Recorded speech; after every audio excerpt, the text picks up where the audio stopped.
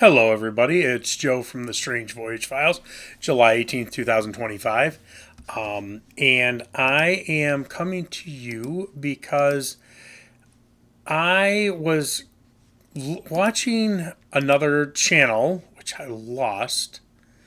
You guys know how great my memory is. And what they were talking about, I want to try to find it so I can give credit where credit is due. The Professor of Rock. I was watching the Professor of Rock's channel. Watch him quite regularly, and he was talking about the copyright strikes and that he's had some issues with these copyright strikes and whatnot. I have as well. The only one I ever had an issue with was, of course, Sharon the Troll. I think it was when I did either Bark of the Moon or No Rest for the Wicked. I forget which one I did, and I had to redo it because YouTube wouldn't let me put the little snippets on there. So I got to thinking, and this isn't going to be a whole thing about, why are they giving us copyright strikes and fair use, blah, blah, blah.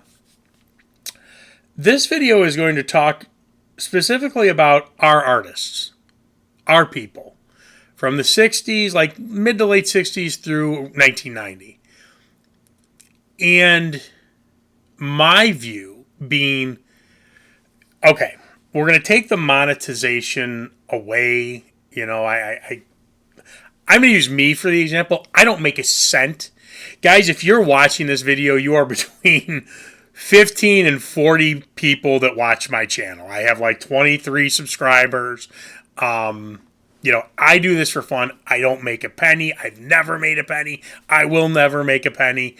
This is just a hobby of mine. I have a job that is outside of this. This is no source of income whatsoever. This is just for fun. And I do understand fair use, and there are people that this is their livelihood. And I get it if you're playing an entire song or an entire album or something like that. Yeah, it gets stretchy. When you're playing 10, 15, 30-second clips of a song to not criticize or rate them or whatever it may be, that's where I think that fair use is absolutely in play. My argument is this. Throwing bands out there. Iron Maiden is still touring. Iron Maiden is making a boatload of money off touring. Okay?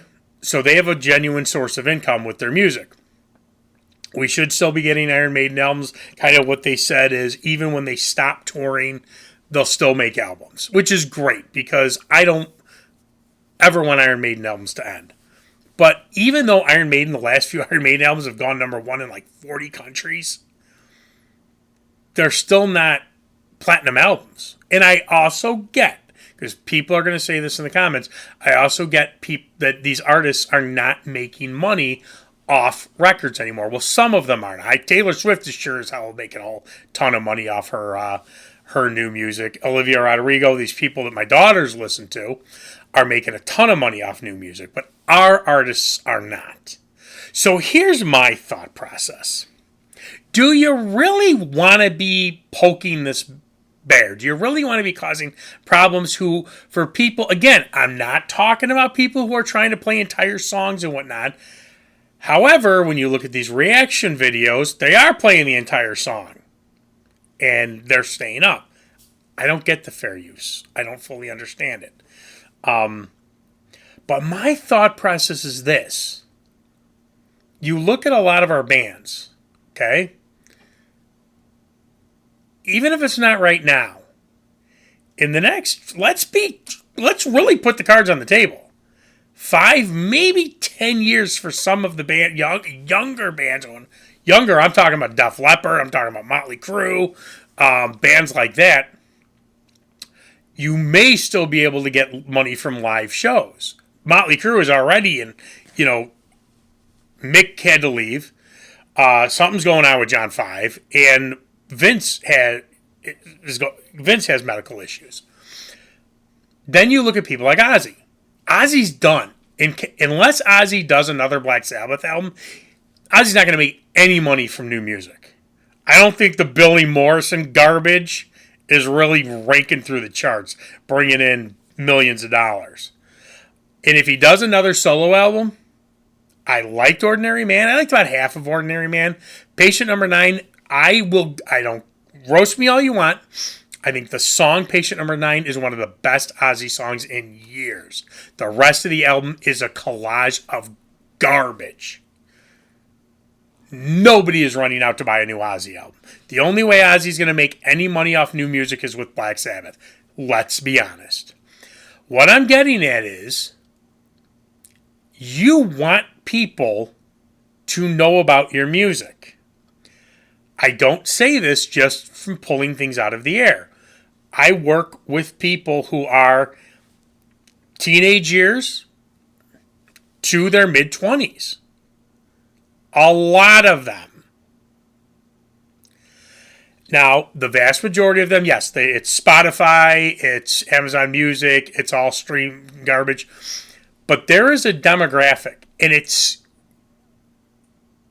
I would absolutely venture to say over the past 10 years, it has risen dramatically. And we're seeing this with vinyl sales, and CD sales are even going up. And I'm telling you, one of the reasons that I'm rebuying all these CDs is because, vinyl's $35, $40. CDs are still 10. You wait, my friend. The greed factor is going to kick in. If CDs go back up to where vinyl is now, you're going to be paying $30 for a CD again. But a lot of these kids are rediscovering our bands.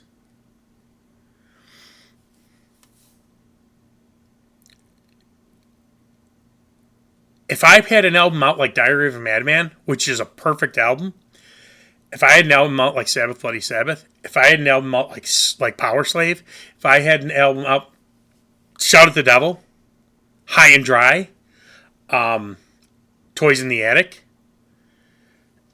Welcome to My Nightmare, if I had these albums out that are perfect all the way through,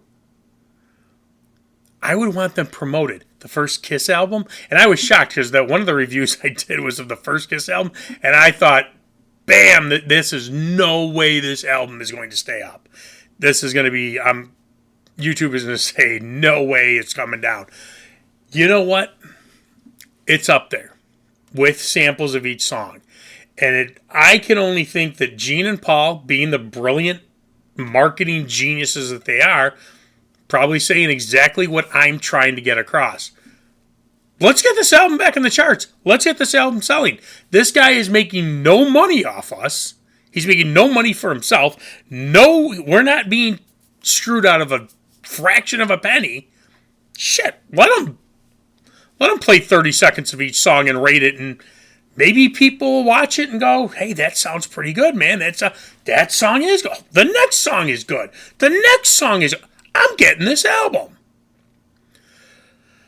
Now, my logic does not go without data behind it of saying, let us play these samples and stop screwing with us.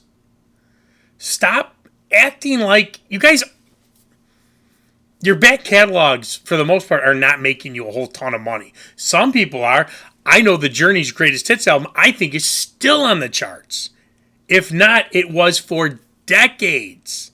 I remember watching an interview a long time ago, and I believe it was with Neil, who said that, he never gave a number, but he said that the royalties that he gets from Journey's Greatest Hits are basically well above the average American salary in this country, yearly. I mean, that's crazy. Now, I did a little bit of research. This is all AI stuff, so... but looking at this, like, Motley Crue's Dr. Feelgood in 2024, and I guess that's when they released the box set, saw a 15,000% increase in sales. Somewhere in Time...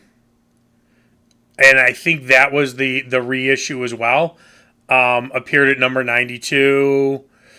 in the UK. Megadeth's, well, that one's not really a Master of Puppets. After that Stranger Thing recharted. Black Sabbath's the Paranoid album recharted in.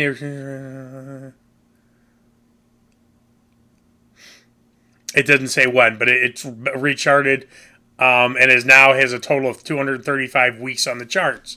The other one, now this is something that you want to think about.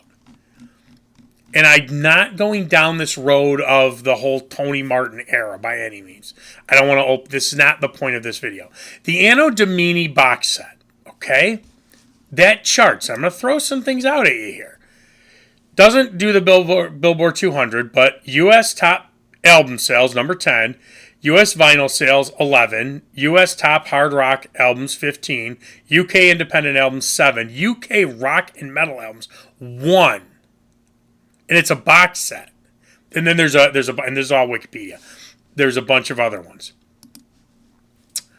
And I know it did not stay on the charts for too long. I get that.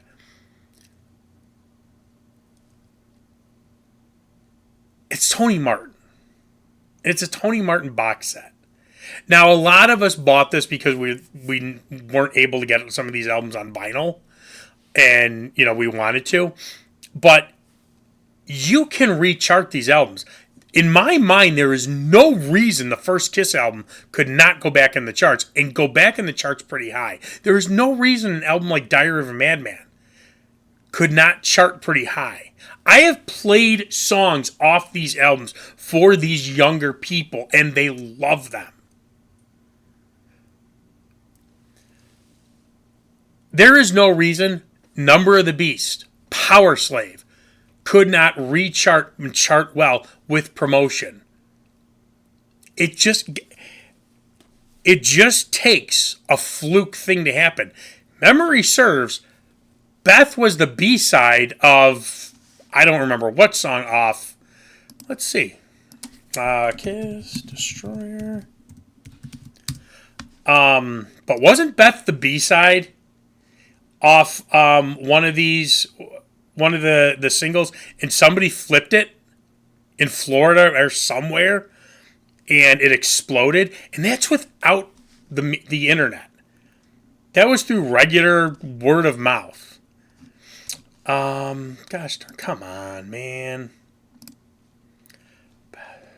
All right, let's see. Beth was published. This is a Wikipedia. Beth was published as a single by Casablanca in August 76. Releasing the B-side of Detroit Rock City.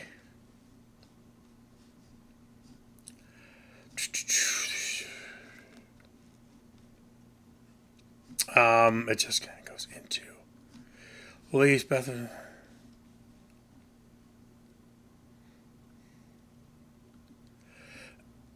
Yeah, but tell me if I'm wrong, but I do believe, in not forgiving order, Beth is a B-side.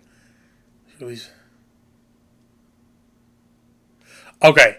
To the bewilderment of Casablanca executives, disc jockeys chose to broadcast Beth instead of Detroit Rock City. One significant contributor was Rosalie Tremblay, at the time musical director of the Big 8 CKLW in Windsor, Ontario. And then across the Detroit River from Detroit, Michigan. So, yes, it was. Somebody flipped the B-side, and Beth became one of their biggest songs of all time. It can happen again. It absolutely can happen again. I mean, how many times... Guys, do you remember... Do you remember when the Monkees recharted after the VH1 Monkees Marathon? Those songs were recharting left and right. Then they did Then and Now, The Best of the Monkees, and that was in the charts. My whole point is, I get it. I absolutely get it. If somebody is trying to screw you monetarily, no, they should not be able to get away with it. But you know what? If somebody's doing a ranking of songs and they're playing a 20, 30-second clip of your song, that is free. There's no such thing as bad publicity. It's free press. Now, again, I don't even know how to monetize. I know there's a little button that says monetize. I've never pressed it. I make nothing I don't even have it set up to make a penny from any of this. But there are people that do. You know, you would pay to advertise your music. So I think some of these people who are just fighting for the sake of fighting, and the video that prompted me where he's talking about doing an interview with Michael Anthony, and I guess he played part of, I haven't watched the video yet, an AC/DC song. And if you watch my other video, I think AC/DC is completely overrated, but that's neither here nor there. AC/DC, again, is making money on tour, so you may say, hey, no. But there's going to come a day where they're not going to have a tour income anymore. And any free press will help. Anything that gets the attention of people's, songs. Now, again, there's also could be the argument that the people who are watching these videos, I get it, are mostly our age and whatnot. But you know what? I was re-sparked because there was a long time after I sold my CD collection. There went years and years and years where I was happy just listening to it on Windows Media and then putting it on my phone and listening to it on my phone and whatnot. I wanted to have that stuff back. And I'm not rebuying everything. Back then, I had thousands of CDs. I am not going to go back out and rebuy Bolt Thrower. I am not going to go out, even though it's a great album, I am not going to go out and buy Heathen again. Just not. Yes, I'm going to buy Blizzard of Oz, which I have. Several copies. I'm going to buy Diary of a Madman. I think that some of our bands, obviously somebody like Sharon Osbourne, you can't talk to somebody like that. There's no logic with her. It's just, if it gets in the way of her greed, forget about it. It just doesn't matter. But I think some of our bands really need to sit back and say, hey, first off, this could be helpful to us. And B, this is really going to be a low thing to say, but some of these bands, be happy people are taking the time to review your stuff. And I'll use Ozzy as the example. We were all incredible Ozzy fans through some horrible albums. I know that a lot of people like Osmosis. It's crap. Black Rain is crap. Down to Earth is crap. I think Scream's a great album. Ordinary Man is okay. Patient Number 9 is crap. Black Sabbath 13 is crap.